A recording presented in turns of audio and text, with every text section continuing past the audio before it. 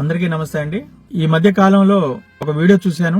ఇద్దరు అన్నదమ్ములు వాళ్ళ తమ్ముడిని చంపి బండి మీద మధ్యలో కూర్చోబెట్టుకుని పొలం దగ్గర వచ్చిన గొడవల వల్ల రోడ్డు మీద తీసుకొని వెళ్ళటం ఒక వీడియో వైరల్ అయింది. చాలా బాధ అనిపించింది. ఈ ప్రపంచంలో ఎక్కడా దొరకనిది అన్నిటికంటే కూడా చాలా విలువైనవి రక్త సంబంధాలు. ఆ రక్త సంబంధాలను విచ్ఛిన్నం చేసేలాగా ఎవరూ కూడా జీవించొద్దని నేను ప్రాధేయపడుతున్నాను. ఈ సందర్భంలో మీకు ఒక విషయాన్ని నేను తెలియజేయాలనుకుంటున్నాను. మేము ముగ్గురు అన్నదమ్ములు ఎంతో అన్యోన్యంగా ఆప్యాయతగా పెరిగాం. మా అమ్మ చిన్నప్పుడు నాకు చెప్తూ ఉండేది, అన్నయ్యలను గౌరవించాలి, అన్నయ్యలతో మంచిగా ఉండాలని నాకు చిన్నప్పటి నుంచి చెప్తూ ఉండేది. మా ముగ్గురికి మ్యారేజ్లు అయిపోయినాయి. ఆ మధ్య కాలంలో ఒకసారి నాకు కొంచెం అమౌంట్ ఇవ్వాల్సి వచ్చింది. వాళ్ళు కొంచెం ఎక్కువ అమౌంట్.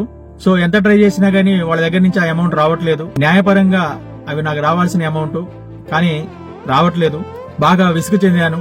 గొడవలు పెరిగిపోయినాయి, మనస్పర్ధలు పెరిగిపోయినాయి, కోపం పెరిగిపోతుంది. మా అమ్మ కూడా మా ముగ్గురు అన్నదమ్ముల మధ్యలో ఏమీ చెప్పలేక, ఎవరిని ఏమీ అనలేక సైలెంట్ గా ఉంటుంది తప్ప చేసేదేం కనపడట్లేదు.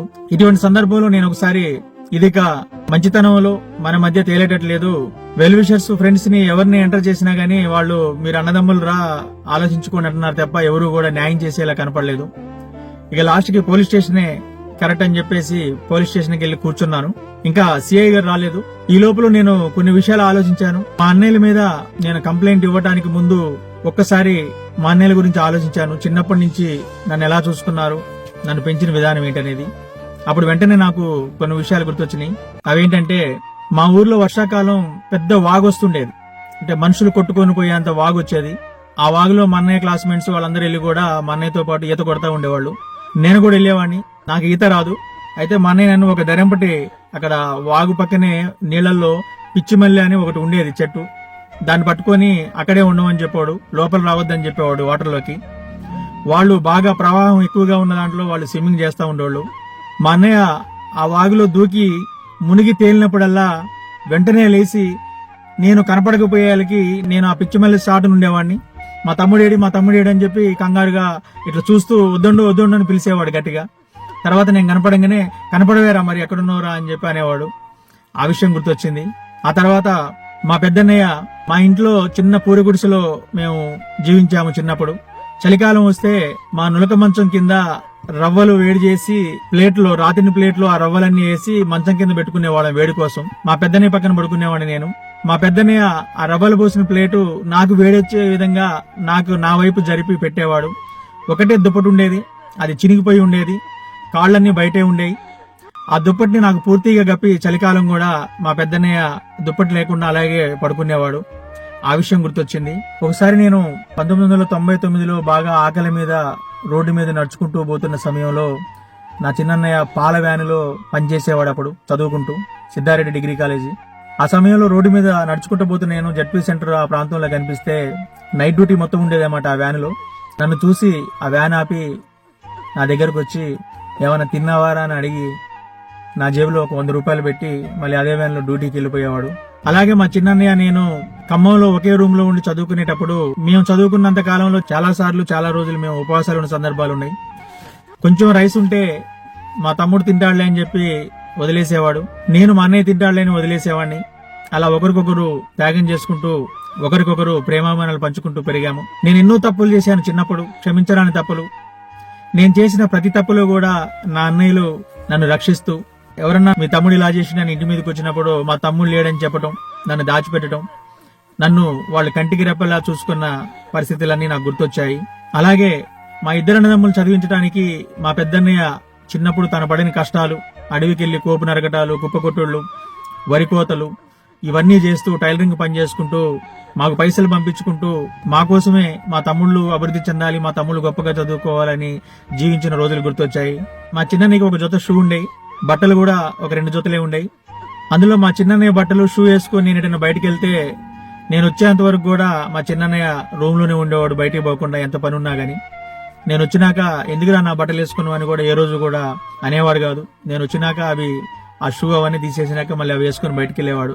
అలాగే వాళ్ళు ఏది తినాల్సి వచ్చినా, ఏది తింటున్నా గానీ జేబులో దాచిపెట్టుకుని వచ్చి అందులో నాకు కొంచెం పెట్టే విషయాలన్నీ కూడా నాకు ఒక్కొక్కటి గుర్తొచ్చాయి. ఆ సమయంలో నేను 10వ తరగతి 3 సబ్జెక్టులు ఫెయిల్ అయ్యి తప్పుడు మార్గాన్ని జీవిస్తున్న సమయంలో కూడా ఆ ఫ్రెండ్ సర్కిల్ అందరినీ కట్ చేసి ఇలా జీవించాలరా, ఇలా రావాలి అని చెప్పేసి నాకు సన్మార్గం చూపేలా నా అన్నయ్యలు నాకు గైడ్ చేసిన విషయం గుర్తొచ్చింది. వీటన్నిటికంటే కూడా మా అమ్మ ఎప్పుడూ చెప్తూ ఉంటది, అరే వాళ్ళు తాగి మిగిలిచ్చిన పాలు తాగి బ్రతికేవరా నువ్వు, వాళ్ళు నీకంటే పెద్దోళ్ళు, వాళ్ళని గౌరవించు అని మా అమ్మ చిన్నప్పటి నుంచి నాకు చెప్తూ ఉండేది. ఇవన్నీ సడన్ గా వాళ్ళని నేను పోలీస్ స్టేషన్ కి పిలిపించడానికి ముందు నా అన్నయ్యలతో నాకున్న అనుబంధం ఏంటి, నేనేమైనా తప్పు చేస్తున్నానా అని చివరిసారిగా నేను ఆలోచించిన ఆలోచనలో ఇవన్నీ నాకు ఒక్కొక్కటి గుర్తొచ్చాయి. ఇవన్నీ గుర్తొచ్చినాక నాకేమనిపించిందంటే, వీళ్ళు పంచిన ప్రేమాభిమానాలు నా పైన ఆ డబ్బుల కంటే కూడా చాలా ఎక్కువ అనిపించింది. వెలకట్టలేని ఈ ప్రేమాభిమానాల కింద ఆ డబ్బులు చాలా చిన్నవి అనిపించినాయి. వెంటనే రియలైజ్ అయ్యి ఆ పోలీస్ స్టేషన్ లో ఆ బెంచ్ మీద కూర్చొని లోపలికి వెళ్లకుండానే ఇంకెప్పుడు జీవితంలో నేను బ్రతికున్నంత కాలం కూడా నాకిచ్చే పైసల విషయంలో ఎప్పుడు కూడా మా అన్నయ్యల్ని నేను అడగకూడదు. వాళ్ళు ఎక్కడ కలిసినా వాళ్ళని గౌరవిస్తూ పలకరించాలి. నా ద్వారాగా వాళ్ళని ఏ విధంగా ఇబ్బంది పెట్టే ప్రయత్నాలు గాని, పరువు నష్టం కలిగించే విషయాలు గాని చేయకూడదనే ఒక సదుద్దేశంతో అన్నిటినీ వదిలేసుకొని నేను కేవలం నా అన్నయ్యల మీద ప్రేమను మాత్రమే ఈ గుండె నిండా నింపుకొని జీవిస్తాను కూడా. వాళ్ళు నాతో ఎలా ఉంటున్నారు, నాపై ఎలా ఉన్నారు, నా మీద ప్రేమ వాళ్ళ మనసులో ఎలా ఉన్నది అనేది నాకు అనవసరం. నేను బ్రతుకున్నంత కాలం వారితో ఎటువంటి మనస్పర్ధలు లేకుండా, ఎటువంటి ఆర్థిక లావాదేవీలు ఉన్నా గానీ వాటన్నిటిని పక్కన పెట్టి నేను నా అన్నయ్యలతో ప్రేమానురాగాలతో జీవించాలని స్ట్రాంగ్ గా డిసైడ్ అయ్యాను. సో నేను అందరికీ చెప్పేది ఏంటంటే, ప్రతి మనిషి పుట్టేది చావడానికే. ఆ చావు అనేది ఖచ్చితంగా ఏదో ఒక రోజు ఎప్పుడో ఒకసారి ప్రతి ఒక్కరికి రాక తప్పదు, వచ్చి తీరుతుంది. సో ఇక్కడ ఎవరూ కూడా పర్మనెంట్ గా ఉండడానికి రాలేదు. కోట్ల రూపాయలు సంపాదించుకున్నా, లక్షల రూపాయలు సంపాదించుకున్నా, ఎన్ని డబ్బులు సంపాదించుకున్నా గానీ ఏదో ఒక రోజు మాత్రం వాటన్నిటిని వదిలేసి మనం శాశ్వతంగా ఈ లోకాన్ని వదిలి వెళ్ళక తప్పదు. కానీ మనం వెళ్ళినాక మన గురించి నలుగురు బాధపడే వ్యక్తులు ఉన్నారంటే, జీవితం పంచుకున్న భార్య, మనకి తోడబుట్టిన వాళ్ళు, మనకి జన్మనిచ్చిన తల్లిదండ్రులు, మన పిల్లలు తప్ప ఇంకెవరూ ఉండరు. ఇటువంటి బంధాలనే మనం ఈ డబ్బు కోసం, ఈ అత్యాశతో, యుగోలతో, ఇంకా కొంతమంది చెప్పుడు మాటలు విని తన మన అనే ఒక బంధాలను మర్చిపోయి చంపుకోటాలు, తిట్టుకోటాలు, రక్తం పంచుకు పుట్టిన అన్నదమ్ములమే రక్తాన్ని చిందించుకునే విధంగా గొడ్డలతో, కత్తులతో దాడులు చేసుకోవటం, ఇదంతా కూడా క్షమించరానిది. మానవ జీవన విధానానికి ఇవన్నీ కూడా విరుద్ధమైనవి. దయచేసి అన్నిటికంటే విలువైన బంధాలు రక్త సంబంధాలు, వాటిని కాపాడండి. బ్రతకడానికి దేవుడు ప్రతి ఒక్కరికి కొంత జీవితాన్ని ఇస్తాడు. ఆ జీవితంలో ఉన్నదాన్ని మనం ఆనందంగా ఇంతవరకే మనకని ముందుకు పోవాలి తప్ప, ఇంకా ఏదో కావాలి, ఏదో చెయ్యాలి, వాడిని తీసుకోవాలి, వీడిని తీసుకోవాలని అత్యాశతో పోతే ఇటువంటివన్నీ వస్తూ ఉంటాయి. డబ్బు అనేది శాశ్వతం కాదు. డబ్బు ఏమైనా చేపిస్తుంది, మంచి వాళ్ళని చెడ్డవాళ్ళగా మారుస్తుంది, అయిన వాళ్ళని దూరం చేస్తుంది, కాని వాళ్ళని దగ్గరగా చేస్తుంది. అన్నిటికీ ఉన్న పెద్ద మహిమ ఆ డబ్బుది. ఆ డబ్బు మన దగ్గరికి ఎంత ఎక్కువ వస్తున్నప్పుడు మనం అంత జాగ్రత్తగా ఉంటే జీవితాన్ని ముందుకు తీసుకుపోతాము. ఒకప్పుడు ఏమీ లేని పేదరికమైన పరిస్థితుల్లో ఉన్నప్పుడు అందరం కూడా ఎంతో ప్రేమ ఆప్యాయతలతో జీవించాము. ఇవాళ భగవంతుడి దయ వల్ల అందరం సెట్ అయిపోయి లక్షల రూపాయలు సంపాదించుకుంటూ ఒక స్టేజిలో తిరుగుతున్న టైంలో, ఎంతో అన్యోన్యంగా కలిసి జీవించాల్సిన సమయంలో పిల్లలు పెద్దోళ్ళు అవుతూ ఒకరినొకరు అర్థం చేసుకుంటూ గొప్పగా ఉమ్మడి కుటుంబాలతో సంతోషంగా జీవించాల్సిన టైంలో ఈ డబ్బు అనేది పెరగటం వల్ల అత్యాశ బాగా పెరిగిపోయి, మా అమ్మ చెబుతూ ఉంటది, నడమంతరపు సిరిరా అంటుంటది. నడమంతరపు సిరి అంటే ఏమీ లేనోడికి ఒక్కసారే పైసలనే రావటం మొదలైతే వాడికి తన మన అనే బంధాలు ఉండవంట, కన్ను మిన్ను కానరాదంట. వాడు ఎప్పుడు పైకే చూస్తారు తప్ప కిందికి చూడడంట. జనాలు గుర్తురారంట, వాడికి బంధాలు గుర్తురావంట. సో ఇటువంటి పరిస్థితులు కూడా దయచేసి ఎవరికి రావద్దు. అందరూ ఒకటిగా జీవించండి. పర్టికులర్ గా అన్నదమ్ముల మధ్యలో ఆస్తి గొడవలు గానీ, ఇంకేదైనా డబ్బుకు సంబంధించిన లావాదేవీలు ఉన్నప్పుడు ఎవరో ఒకళ్ళు కాంప్రమైజ్ అయ్యి వదిలేసుకోండి. నిజంగా వదిలేసుకోవటం వల్ల మీరు రోడ్డును పడి అడుక్కు తినే పరిస్థితి వచ్చి మీరు ఇబ్బందుల్లో ఉండి నరకం చూస్తున్నారని నీ తోడబుట్టినోడికి తెలిసినప్పుడు, అతను నీతో మాట్లాడకపోయినా ఖచ్చితంగా నా అన్న ఇబ్బందుల్లో ఉన్నాడు, నా తమ్ముడు ఇబ్బందుల్లో ఉన్నాడు, ఊరు మొత్తం తెలుసు, ఊరు మొత్తం అనుకుంటున్నారు, నాకు కూడా కనిపిస్తుంది, ఎలాగైనా వాడికి నేను ఏదో ఒకటి చేయాలని 100% చేస్తాడు. అందుకు మీరు ఓపికగా ఉండండి. అంతేగాని కొట్లాడి లాక్కొని రక్తం కళ్ళ చూసి, లేకపోతే ఇంకేదైనా చంపేసో ఏదో చేయాలనే ఒక దౌర్భాగ్యమైన ఆలోచనలు మనసులోకి రానిచ్చి దారుణాలు చేయొద్దని నేను అందరినీ కూడా కోరుకుంటున్నాను. మళ్లీ జన్మలో కూడా నేను ఇదే తల్లికి కొడుగ్గా పుట్టాలని, అలాగే ఆన్నేలకి తమ్ముడుగా పుట్టాలని అందరి దేవుళ్ళని కూడా నేను కోరుకుంటున్నాను. ఎన్ని ఊర్లు తిరిగినా, ఎన్ని లక్షలు సంపాదించినా గానీ ఆ బంధం అనేది మనకు దొరకదు. దాన్ని కాపాడండి. యుగోలు, కోపాలతో, తాపాలతో ఇవన్నీ మీరు పెద్దవి చేసుకుంటూ కుటుంబాలని చిన్నాభిన్నం చేసుకోవద్దు. మనకు పుట్టిన పిల్లలు ఎంతో అన్యోన్యంగా మన రక్త సంబంధికులుగా, మన వంశోద్ధారకులుగా పెరగాల్సిన పిల్లల్ని కూడా విడదీసి మనం చాలా పాపాన్ని కూడగట్టుకుంటున్నాం. ఇది కూడా చాలా తప్పు. మనం మాట్లాడుకోవట్లేదని మన పిల్లలు కూడా మాట్లాడుకోలేని పరిస్థితి ఉంటుంది. రోజులు చాలా వేగంగా పరిగెడుతున్నాయి. తెల్లారుతుంది, రాత్రి అవుతుంది.